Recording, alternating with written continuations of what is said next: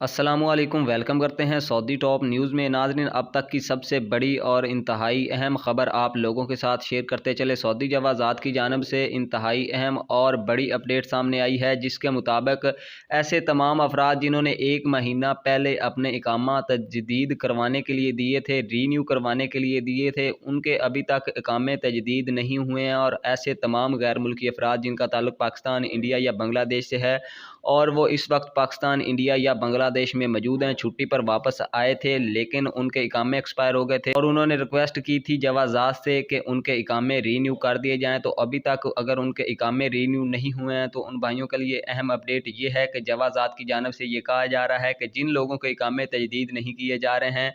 ہو سکتا ہے کہ آنے والے سال 2023 میں ان تمام لوگوں کو بلیک لسٹ کر دیا جائے۔ سعودی حکومت کی جانب سے بہت بڑا اور ایک نیا قانون لایا جا رہا ہے، جس کے مطابق ایسے تمام افراد جن پر کوئی جرمانہ وغیرہ